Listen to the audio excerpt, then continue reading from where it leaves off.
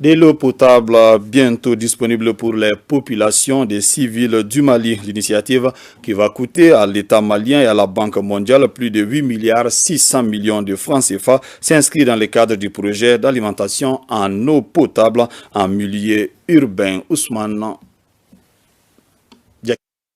Plus de 8 milliards 600 millions de francs CFA, c'est le montant décaissé par le gouvernement du Mali et la Banque mondiale pour que plus de 100 000 ménages du pays puissent avoir de l'eau potable en abondance. Pour ce faire, un ambitieux projet de renforcement des systèmes d'alimentation en eau potable est lancé en 2018. La confiance n'excluant pas le contrôle, la SOMAPEP et la Banque mondiale descendent sur le terrain pour superviser et contrôler l'état d'avancement des travaux. La première étape de ce périple a concerné les chantiers de Sélingué. Ici, le constat est encourageant. Ensuite, cap sur la région de Bougouni. Là aussi, les réalisations donnent déjà le sourire à la population. C'est prévu de réaliser une station de traitement pour une capacité de traitement totale de 3000 m3 par jour, dont l'existant était au maxi de 1000 m3 par jour. Ils sont en moyenne à 700, donc ils sont entre 600 et 1000.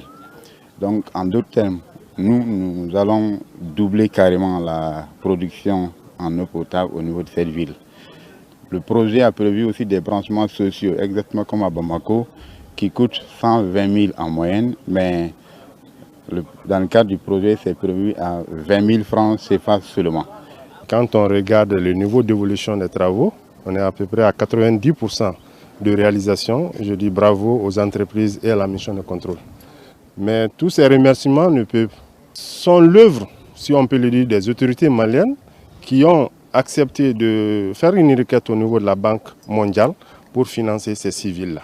Ces différentes nouvelles installations, selon les techniciens, vont faire tripler la production d'eau dans les zones ciblées. Toutes les villes visitées, nous avons une satisfaction. À Sélingué, c'est à peu près 94%. Avant de quitter les différentes localités visitées, la délégation a rencontré les autorités administratives pour leur expliquer les biens fondés de ces vastes projets de l'État malien. Un projet qui concerne les villes de Kita, Nyoro, Markala, Sélingué, Bougouni et Gao. C'était là un reportage de Ousmane Diakité.